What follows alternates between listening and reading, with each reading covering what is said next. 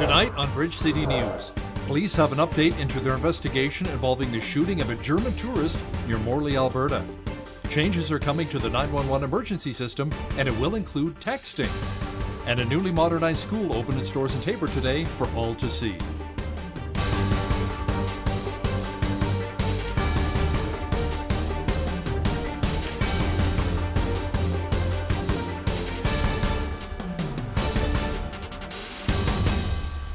Good evening. Thanks so much for joining us.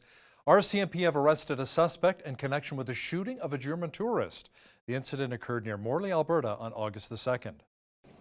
On the night of August 24th, members of our RCMP Serious Crimes Branch located and arrested a suspect in the shooting that took place on August 2nd near Morley.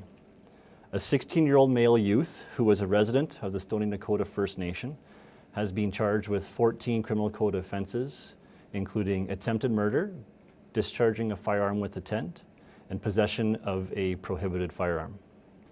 Investigators have located and seized the vehicle and the firearm, which are both believed to have been involved in this offense.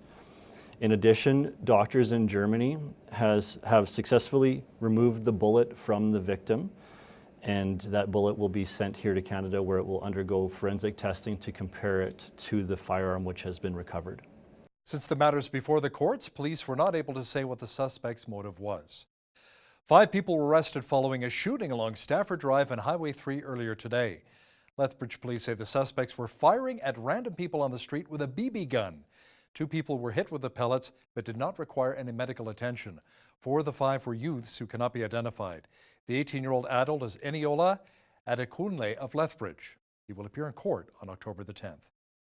Changes are coming to the 911 emergency service. Municipal Affairs Minister Shea Anderson, along with Cindy Sparrow from Alberta E911 Association, made the announcement earlier today in Edmonton. Changes to the infrastructure includes contacting 911 through text and video. Oftentimes, people could be in situations where maybe they're not free to speak. There's somebody there who's assaulting them. They could be in a dangerous situation where if they spoke, it would give away their position and they may suffer consequences. So in those situations, it's easier for them to text with 911.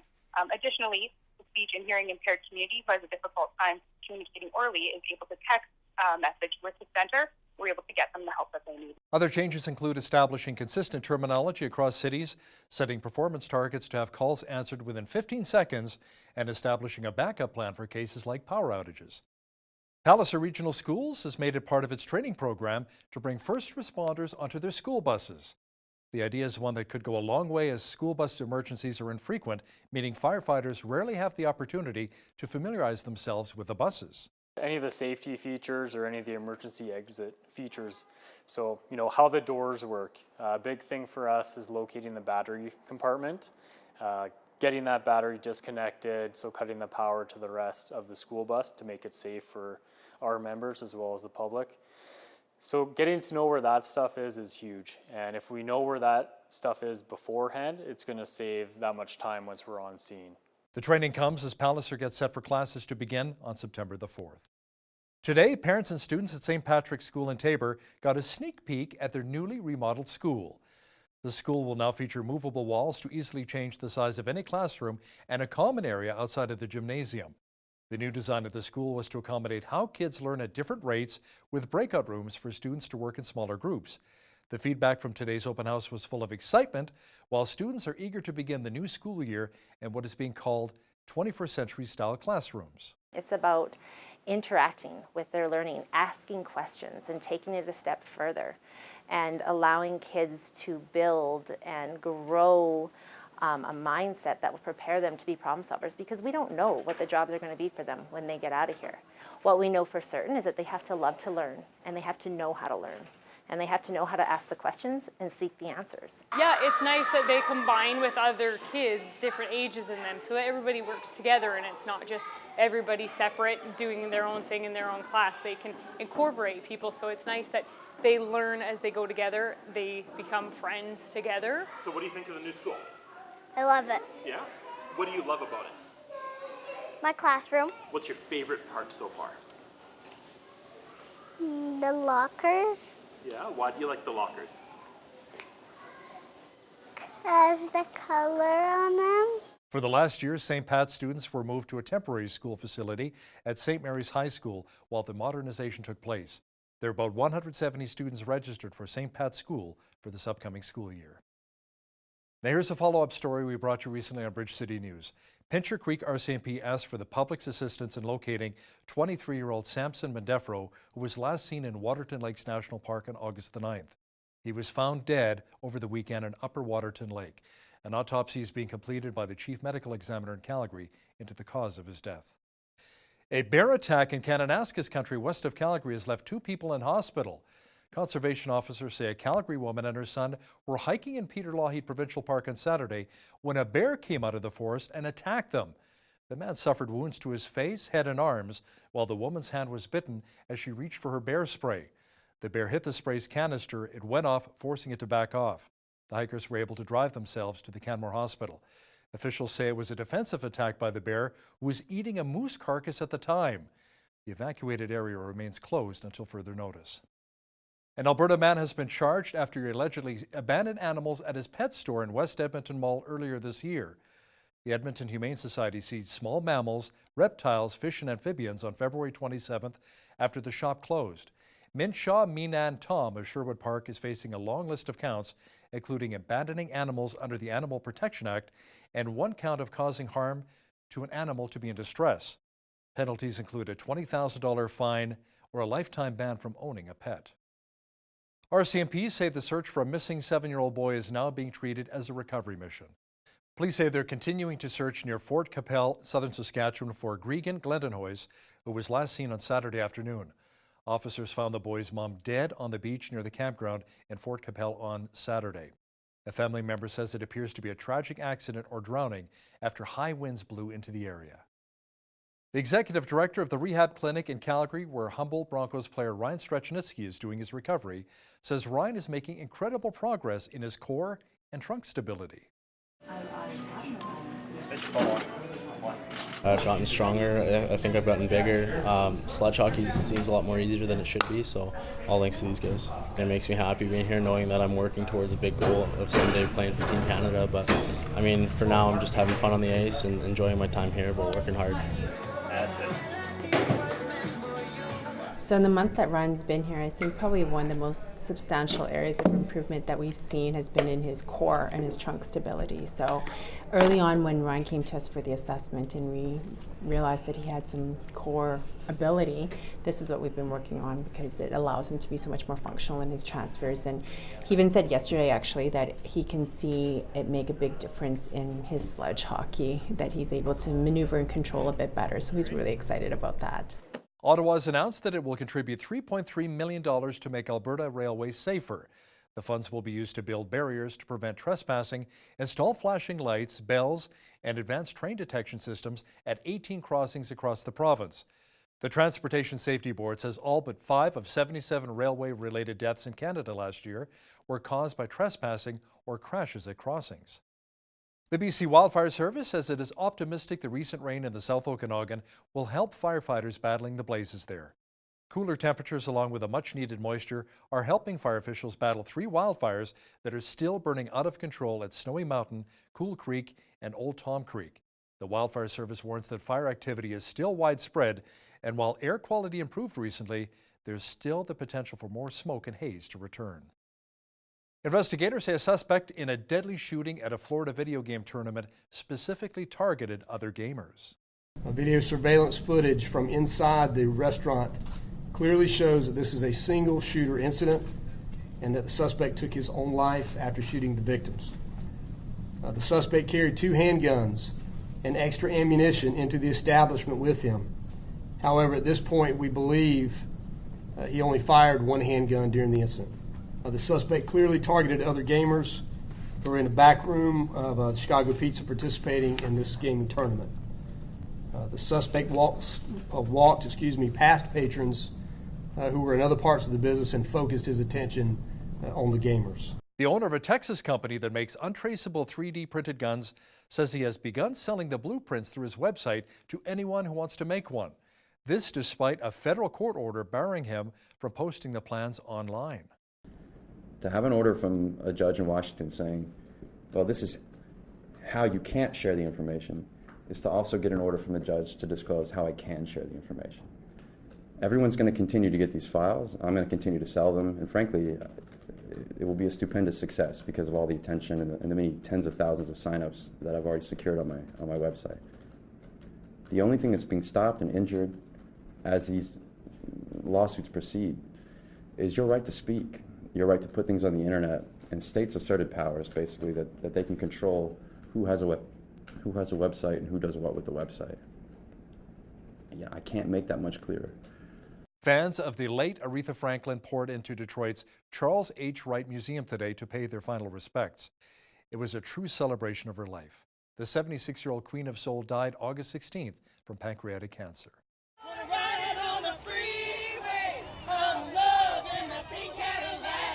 Since 6:30 this morning, yeah. Came to celebrate her life and tell her goodbye and show her I appreciated her music.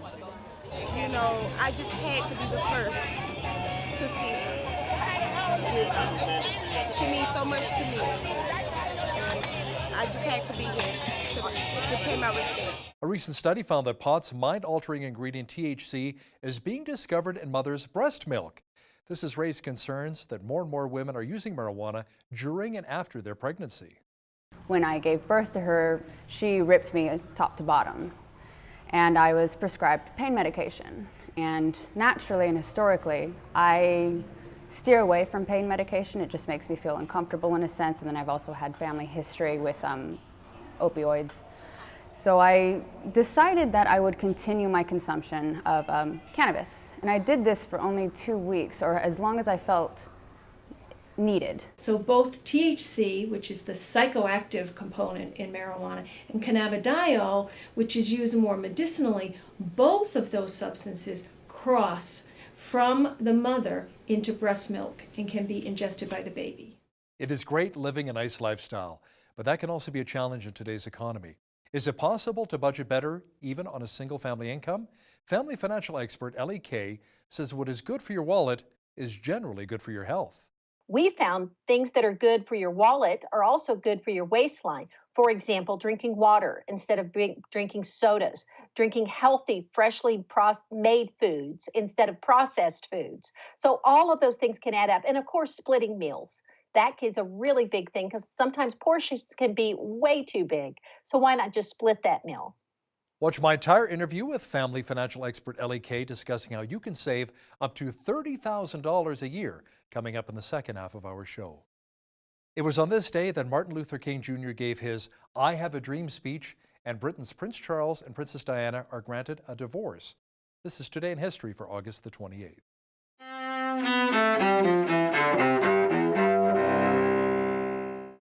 August 28, 1963.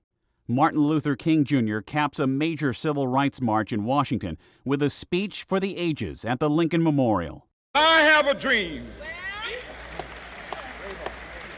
that my 4 little children will one day live in a nation where they will not be judged by the color of their skin, but by the content of their character. I have a dream today. 1968.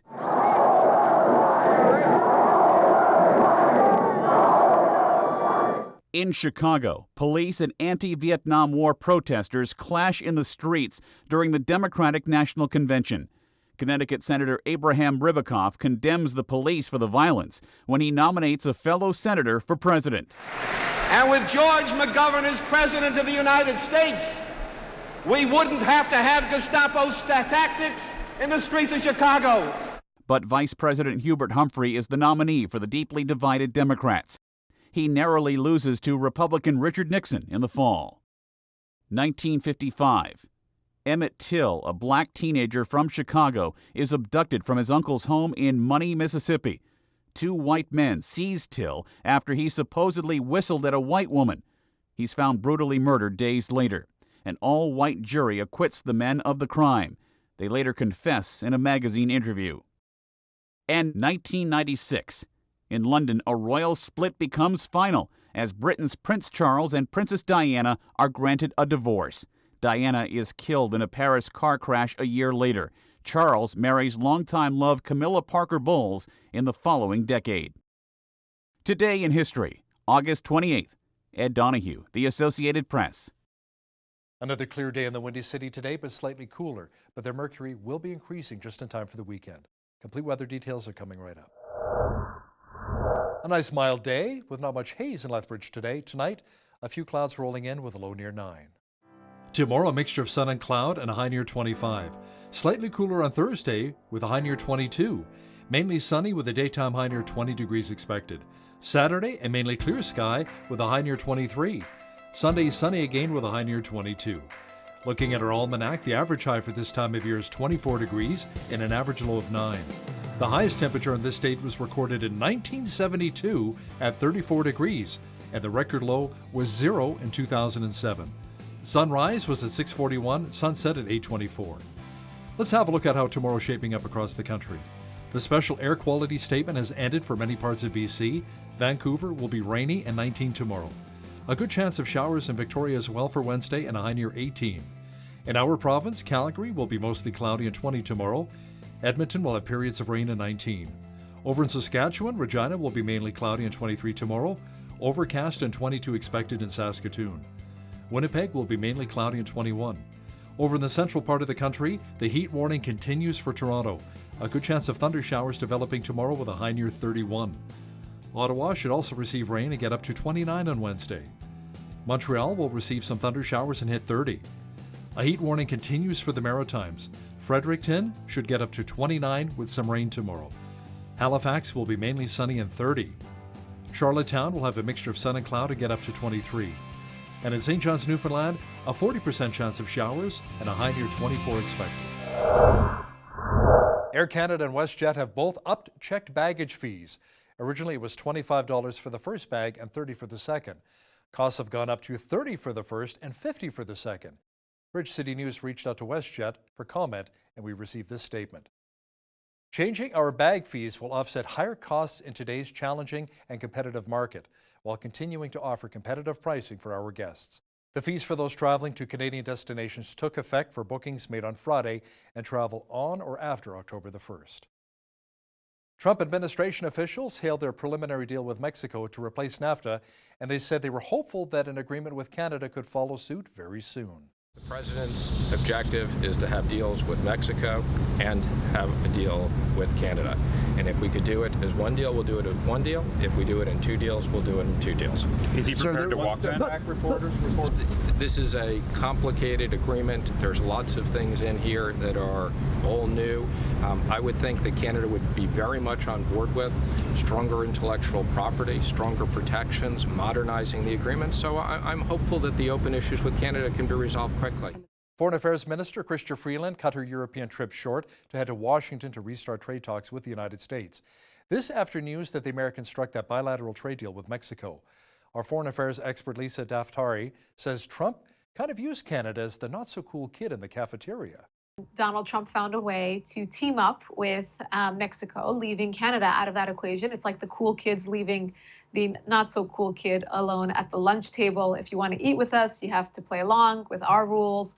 And that puts Justin Trudeau under a tremendous amount of pressure because I don't think Canadians want to be paying those high tariffs and being penalized for not playing along.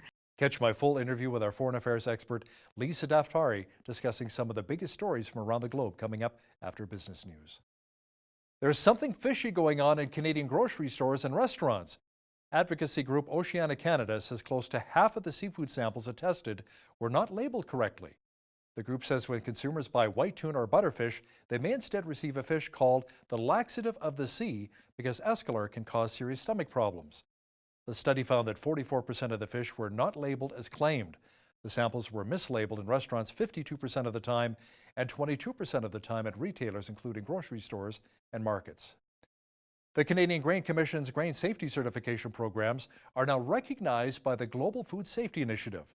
Now that means the Commission is in a stronger position to help grain handling companies meet both international regulatory and market-driven food safety demands.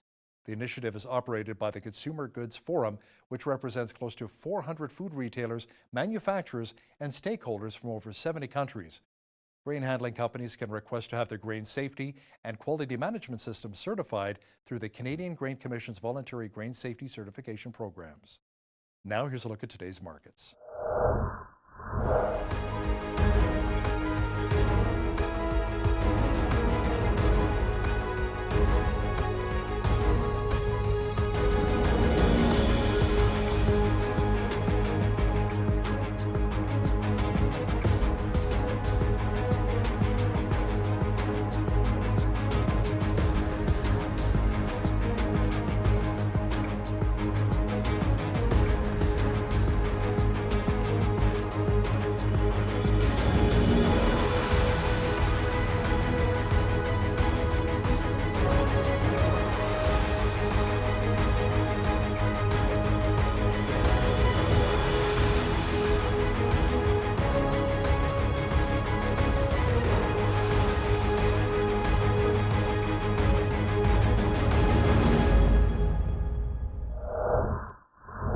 Recapping one of our top stories this hour, RCMP have arrested a 16-year-old in connection with the shooting of a German tourist near Morley, Alberta on August the 2nd. Since the suspect is a youth, he cannot be named, and because the matter is before the courts, the police will not release his motive.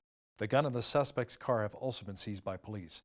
The German tourist underwent successful surgery in Germany to have the bullet removed from his brain.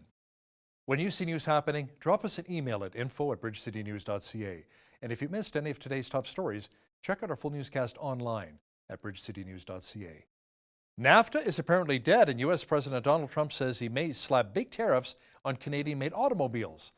Our foreign affairs expert Lisa Daftari has details next. But first, here's a look at what's happening in and around your community.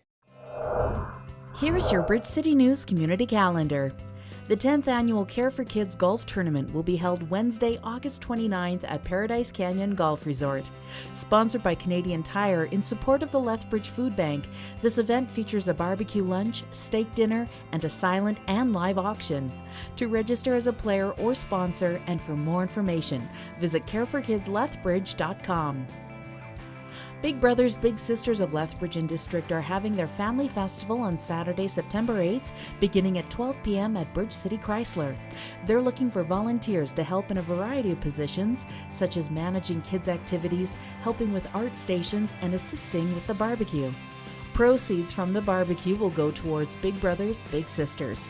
For more information, email tamara.waits@bigbrothersbigsisters.ca or call 403-328-9355. Are you going through divorce or separation? Find support and encouragement at Divorce Care beginning September 11th at 7 p.m. at City Light Church. Divorce Care is a weekly meeting where you'll find a warm and caring environment during a difficult season of your life. For more information, visit divorcecare.org or call Sandra at 403-892-7046. And that's your Bridge City News community calendar. It's official. The U.S. announced a bilateral trade deal with Mexico. Now, where does that leave Canada? Joining me now to discuss this and some of the other big stories from around the globe is our foreign affairs expert, Lisa Daftari, joining me once again via Skype from Los Angeles. Lisa, good news for the U.S. and Mexico. Trump says NAFTA is basically dead, and he says he may even put some tariffs on Canadian automobiles if Canada doesn't play nice with its dairy. Yeah, this is awkward, isn't it? Between us even, Hal. No, I'm just kidding. Obviously, this is good news for Mexico and the U.S. that they were so quickly able to come up with what they believe is something even better than NAFTA, so much so that Donald Trump wants to do away with the name because NAFTA has a negative connotation, that's what he said, about the announcement, which puts Canada under more pressure than they previously were under, given the circumstances. Now, this is very much in line with how President Trump operates with regards to his personal business and finance matters, and also how he's dealt with the global economy in putting individuals in a position of wanting to play along with us. If you want to gain the benefits, then you need to play along, basically. And I think that's what's going on here. Donald Trump found a way to team up with Mexico, leaving Canada out of that equation. It's like the cool kids leaving the not so cool kid alone at the lunch table. If you want to eat with us, you have to play along with our rules. And that puts Justin Trudeau under a tremendous amount of pressure because I don't think Canadians want to be paying those high tariffs and being penalized for not playing along. So I think this is something that will be resolved. I think it's just going to take some time. Yeah, I know our Foreign Affairs Minister, Chrystia Freeland, is cutting her trip to Europe short, and she's in Washington right now to kickstart negotiations again. So you're right, I'm sure a deal will be done soon enough. Now, speaking of Mr. Trump, he's canceled his top diplomat's planned trip to North Korea, and it has a little something to do with the fact that North Korea's leader, Kim Jong-un, is not willing to give up his nuclear weapons, Lisa. Yeah, this is a very unusual update with this story. Why do I say that? Because Secretary Pompeo is extremely seasoned. He's extremely seasoned. He's a man who comes from the CIA. He knows foreign policy. If you hear him on a number of current events or current issues, he is extremely measured, extremely cautious.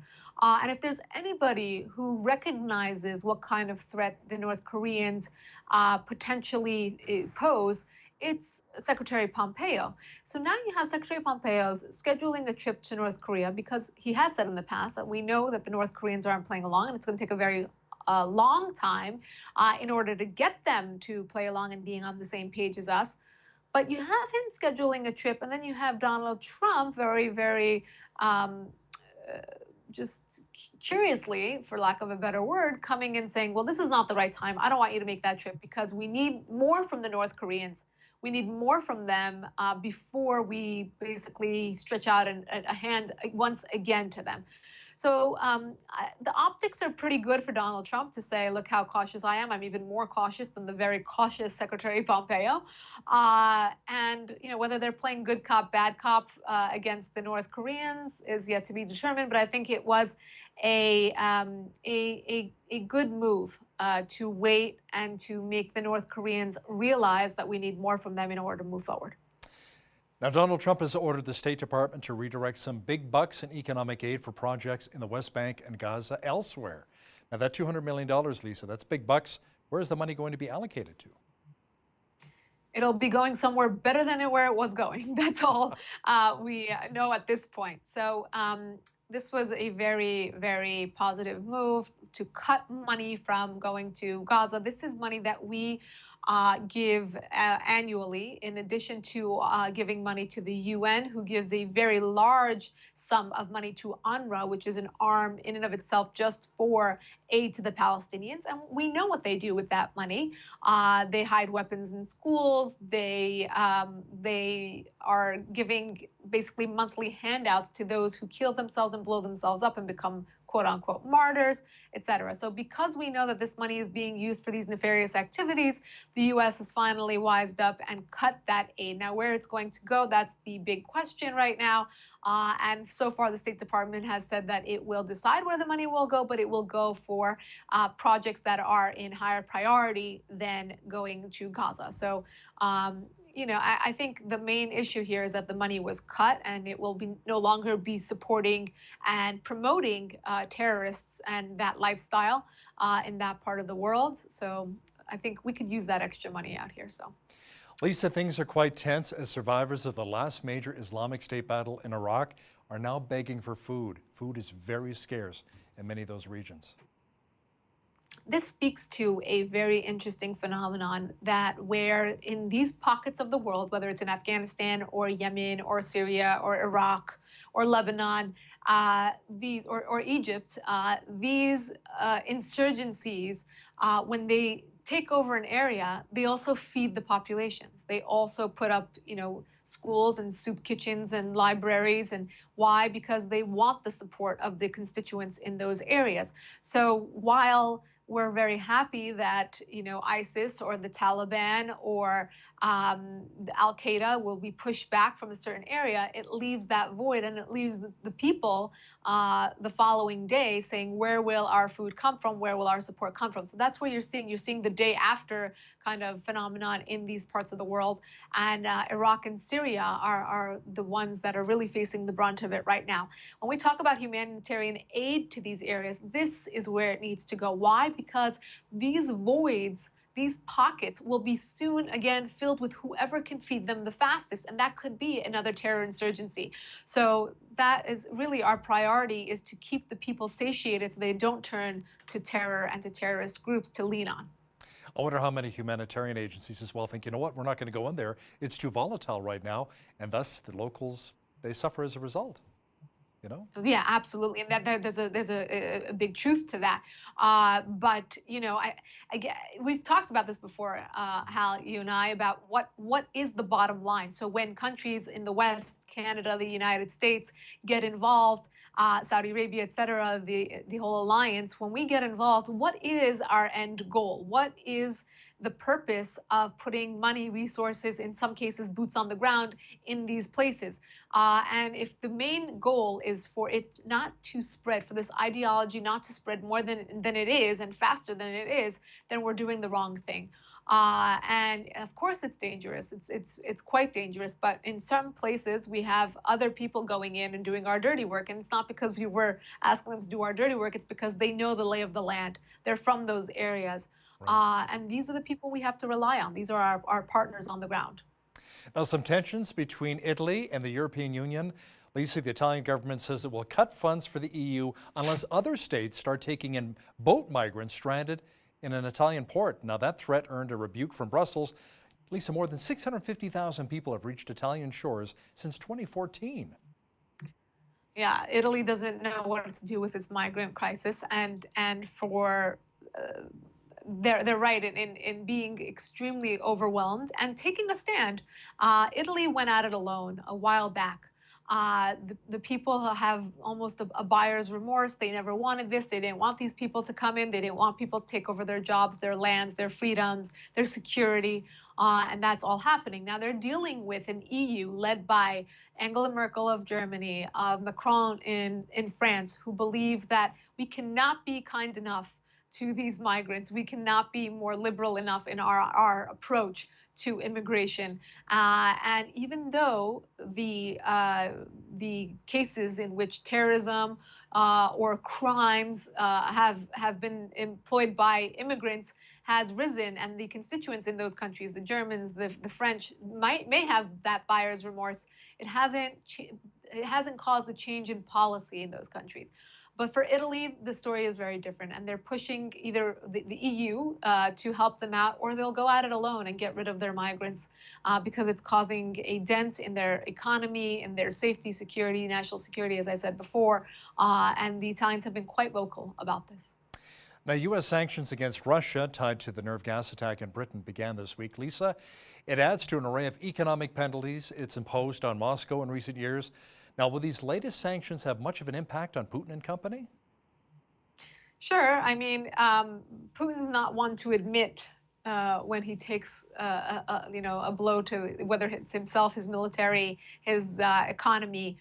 He's a strong man, and he's going to continue flexing his muscles. But based on his posturing at the moment, when he says things like, if there are more sanctions applied, we'll do X, Y, and Z, because he's making those kinds of threats, we have reason to believe, and for many other reasons, because these sanctions are quite targeted and focused to hurt and to make that symbolic kind of penalty against the Russians. We know that they have been working.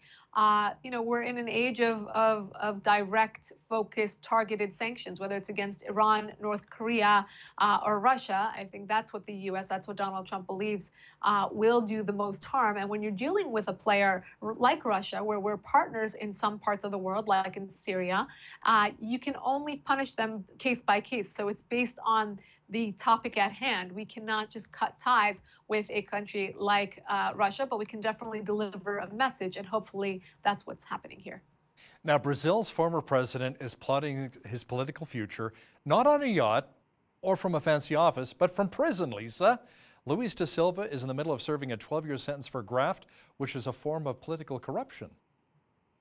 Yes, so money laundering, money laundering, money laundering. You have this scenario over and over again when you have men who corrupt and women who find an opportunity to kind of involve themselves in other activities other than serving the people. But he was a very popular candidate at the time. He served as president.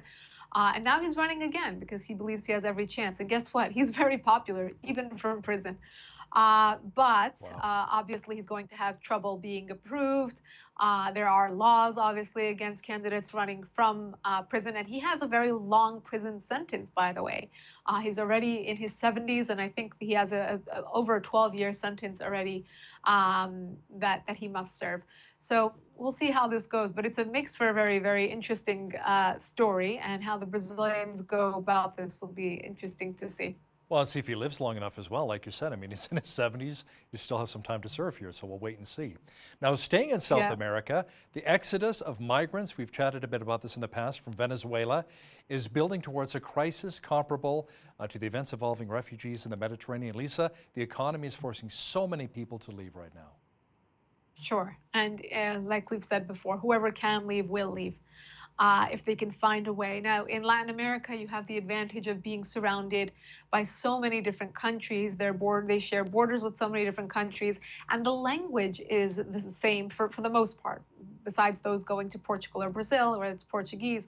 But you have, that's the one disadvantage that you definitely have with the European immigrant crisis, is you have mostly immigrants coming from Arab countries going to European countries where they don't know the language, so they have trouble finding jobs and they become kind of marginalized in society, etc.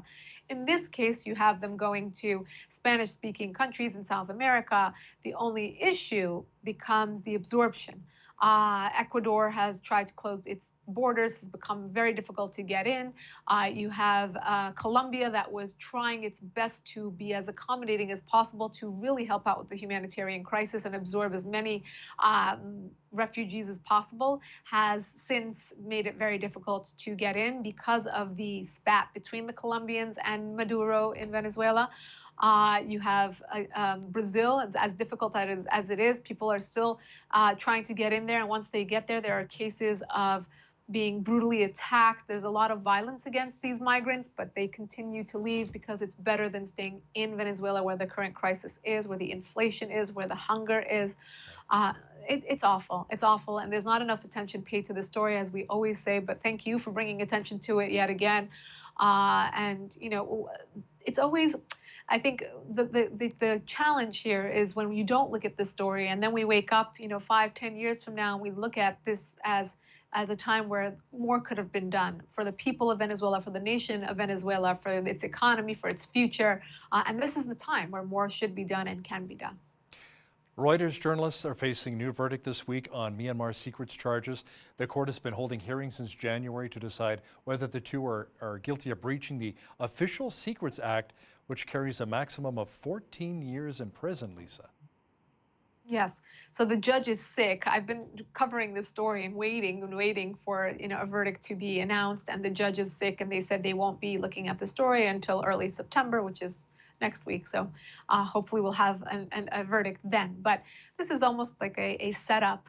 These journalists doing their job, interviewing members of the police force, of the military, whatever they can get their hands on. Again, doing their job, interviewing the people on the ground, from the ground. This is what real journalism is all about.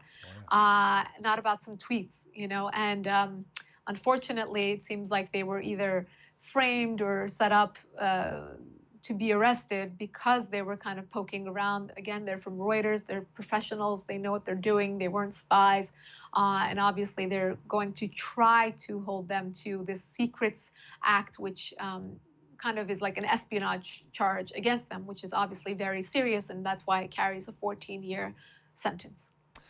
Our foreign affairs expert, Lisa Daftari, joining me via Skype once again from Los Angeles. Thanks so much, Lisa. My pleasure.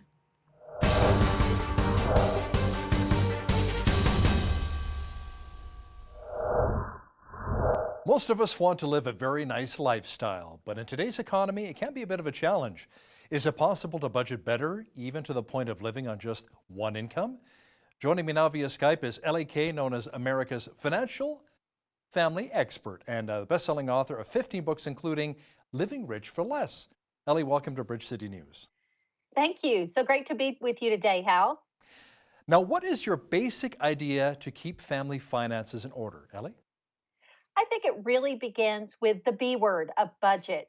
And it is important to stick to a budget, to create one, and to have one that works for you that has a measure of flexibility. So I developed the 10-10-80 rule, which is a budget where the first 10% is given away, a tithe. The next 10% is saved. You can save a little bit more than that if you want to. And then the last 80% is spent wisely, allocated towards a variety of elements that are in your budget, and that you establish that ahead of time and you stick to it. Now, does tithing actually work? Some argue that they simply can't afford it. It's so interesting because I have had people over the years, because I've been doing this for about 20 years now, I have had people over the years tell me how outdated the tithe is, how it was Old Testament, it no longer fits for New Testament. And invariably, those are people that are not tithing. And I have found that it really works. When my husband and I got married, we had $40,000 in consumer debt. One month we couldn't even have enough money to buy groceries, but we were still tithing. And within 2.5 years, we were debt free, and we have been able to tithe all of these years. And now we've reached financial independence even. So it really does work. Ellie, that's pretty impressive. $40,000 in debt paid off in a couple of years. How did you do it while raising a big family? Well, we cut back in a variety of areas. So we would buy clothes used, we would use coupons at the store, all of those little things that we did. We would buy used. I mean, you can buy used. If you can buy used, why buy new? Why buy new when used will do, right? That's a great idea, Hal. I think that's got some staying power there. But that's some of the things we did. And then we put everything that we saved towards our consumer debt. So we didn't just save it for nothing. We put it towards the debt and we paid it off in 2.5 years. You know, what's interesting is a lot of people, including myself, that have, different loans, not just, bank loans and then credit card loans, lines of credit. And sometimes a lot of families that get so deep in debt, all they can afford to do is pay the interest. They can't even put any towards the principal. So what advice would you have for somebody like that? Consolidate even further? Consolidating loans can be a good way to go. You also have companies that can do that for you, but you have to be very careful when it comes to debt consolidation because some companies are actually for profit and they will add excessive fees on the end of that. So it just means that you extend your loan and you don't necessarily pay it off earlier. So consolidation can be a good idea if you can get a lower interest rate to be able to do that. The best idea is to cut back in different areas as much as you can. For example, in our family, one year when we were trying to get out of debt, we actually downsized on the house that we were living in, but it was worth it because it helped us get out of debt. Now, in your family as well, you switched to one income, is that correct? This is true. And how did you make the transition from two incomes down to one? We actually got married, and when we got married, we decided that I would stay home. And so when we first got married, we didn't have a whole lot of time with the two incomes. We went to one income right away because I got pregnant on our honeymoon. And so 9 months later, we had a baby. And so we had 5 babies in 7 years, in addition to the 2 children he already had. So I decided to make my part-time job learning different ways to save money in the home. I have a business background. I was a broker, and I took all of that, brought it back home, got creative in the ways that we spent our money, and God really honored that because we were able to get out of debt pretty quickly. So tell me a little bit about this 10-year test, comparing the importance of the job with staying at home and raising the kids. If you start to crunch the numbers, you're going to find in some cases that people are only making 50 cents an hour. They're not making that much money by the time that they add up all the additional expenses of that spouse working outside of the home. You have to have insurance, you have to have a car, you have to have a clothing allotment, sometimes hair and nails even, depending upon the kind of job that you have. Then, of course, the big one is childcare. So when you really start to crunch all the numbers, you might find that you're not making that much money. And if you focus on trying to stretch the value of your budget in your home, then you're actually making more money by staying home. So what was the biggest and the hardest thing for you guys to cut out, to try and save money? Was it maybe going out to movies, going out for dinners? What are your thoughts? We really like to eat out. And so that was kind of a big thing for us to eat out a little bit less. But we found some ways to be able to eat out for less. And that was really great when we did that. So we started sharing meals. We would order water instead of beverages. We would have the kids, as they got older, they could eat dessert at home instead of there. And we also used our apps. And so there are apps that can help you find discounts in the restaurants that you're going to. And there's a lot of ways to be able to save. Now, you're right about the cha-ching factor. What exactly is that? The cha-ching factor is something that I developed as I went back and started adding up all the money that we saved over the course of a year. And surprisingly, it added up to $30,000. Now, Wow. we're talking a family of 7. So in our case, we are talking a lot of expenses involved. But when we bought clothing used, when we used coupons and store sales and even rebates to be able to save money in the grocery store, when we bought a vehicle used instead of new, all of these things add up, and they can add up to a significant amount. And in fact, they can add up to the equivalent of a part-time job. Now, let's discuss a bit about food budgets. I know a lot of times families have 3 or 4, they spend $1,000 to $2,000 a month, but then I know other families that have a family of 4 or 5, they spend $500, half as much. Is it all about coupon clipping? Coupon clipping is not what it used to be, although I will say this. When I first started out, my very first book came out in 1998. I was the original extreme couponer. And when I went back and added up how much money I saved using coupons and shopping the sales, it had added up to $161,000 over 20 years. So it adds up to a lot of money. Wow. And basically, what it involves is, yes, you could still do coupons, but there are apps. So check out and see if there's an app at the store that you're going to. But there's a lot of other tips and ways to be able to buy things. For example, buy things on sale. If they're prepackaged by a certain pounds, if they're sold in 5 pounds or something, weigh all of them, because you might have something that weighs in a little bit more than 5 pounds. So there's little ways like that. And of course, there's other ways to save, like farmers markets. Those are some of my favorite. If you're really watching what you're buying and what the cost is versus what the cost is in grocery stores. And of course, then you get really great fresh produce. And I guess what really adds up as well at the other end of the spectrum, as opposed to eating healthy, the junk food budget, right? The chocolates, the chips, the sodas, that all adds up as well, doesn't it? Not just on your They do. waistline. Well, totally. I mean, I wrote another book called Lean Body, Fat Wallet. And my co-author, and myself, as we wrote that, she was a health expert, and she just talked about all of the differences. So we found a lot of correlations. We found things that are good for your wallet are also good for your waistline. For example, drinking water instead of drinking sodas, drinking healthy, freshly made foods instead of processed foods. So all of those things can add up. And of course, splitting meals. That is a really big thing, because sometimes portions can be way too big. So why not just split that meal? Now, one of the big popular stores around here is Costco, and I got my Costco membership here because you like to buy in bulk. How important is it to consider buying in bulk when you have a family, or maybe even buying directly from farmers, like you said, at the farmers markets? All of these things can be great ways to save if you're strategic and if you're smart. You can actually go broke saving money at Costco. So you have to make sure that what you're buying is within your budget. Let's say that you don't have a family of 7 like we do. Then maybe you don't need 25 paper towels when you're going to buy paper towels. You can actually go with a friend and you can buy items and then split them so that you don't have to make that initial investment. This is especially good for perishable items. So go with a friend, other family member from the family that lives in a different home than you do, and try to split some of the items and see if that may not help you stay within your budget. Now, speaking of budget, let's talk a bit about clothing budget. Is it okay to maybe shop at thrift stores or consignment? I know the kids are not really too crazy about hand-me-downs, used clothing.